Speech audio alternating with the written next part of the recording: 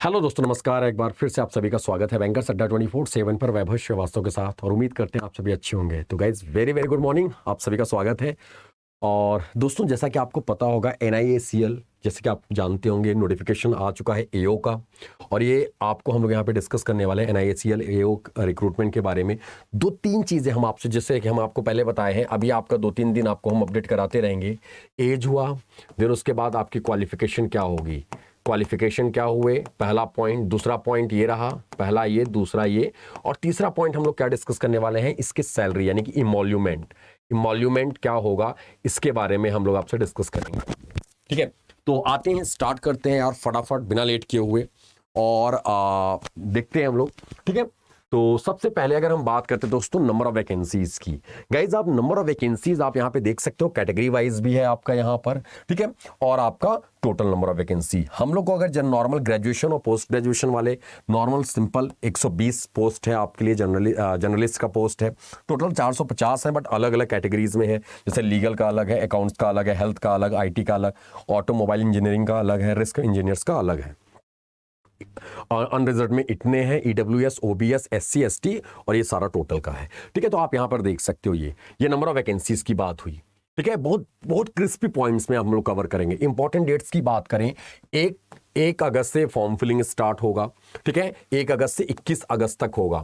ठीक है, ये ध्यान रखना है। फेज 1 का एग्जाम कब होगा, 9 सितंबर। 9 सितंबर को पहला यानी प्रीलिम्स एग्जाम होगा, और फेज 2 का एग्जाम होगा 8 अक्टूबर को।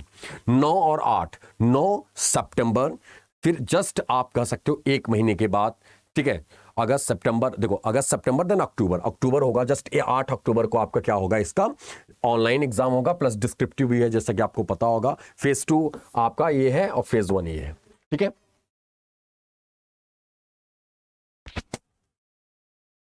ठीक है। फिर अगर हम बात करें एज क्राइटेरिया की, एज की बात करें तो गाइस एज आपका क्या है, 1 अगस्त तक काउंट किया जा रहा है। तो उसमें आपके एज बोला जा रहा है, minimum age 21 years and maximum age 30 years. ठीक है, मिनिमम एज 21 साल और मैक्सिमम एज इज 30 साल।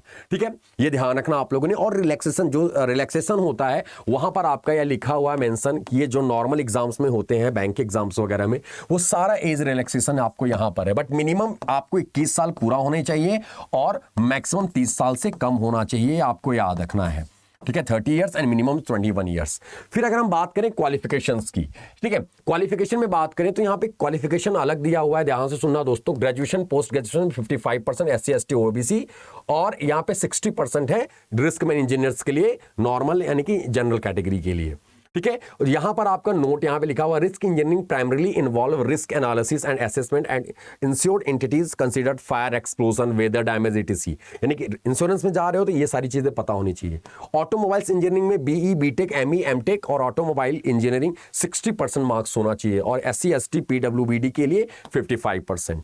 लीगल ऑफिसर के लिए graduation, post graduation in law में होना चाहिए 60% और 55% SC ST। अकाउंट्स में चार्टर्ड अकाउंटेंट होने चाहिए and graduation, post graduation, any discipline minimum 60%। Same वही चीज है सब कुछ आपका, बट उस पर्टिकुलर कैटेगरी में आपका होना चाहिए। AO हेल्थ में MBBS, MD, MS और PG medical degree, BDS, MDS, ये सारी चीजें हैं।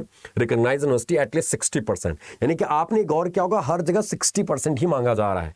और IT स्पेशलिस्ट में BE, BTech, ME, MTech, IT computer science discipline MCA with 60%।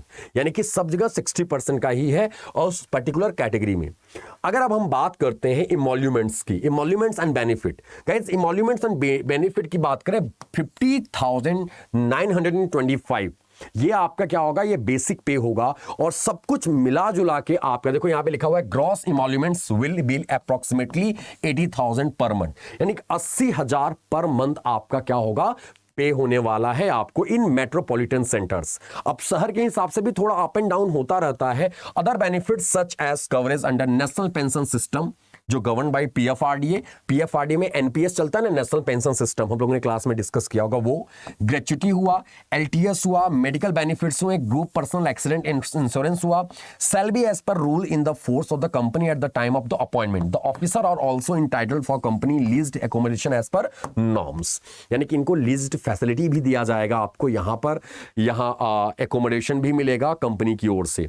कह सकते हो कंपनी या तो प्रोवाइड करे HRA यानी कि एकोमोडेशन या लीज्ड एकोमोडेशन यानी कि लीज पर आपके जो भी होगा कंपनी का वो उसके अकॉर्डिंग आपको दिया जाएगा।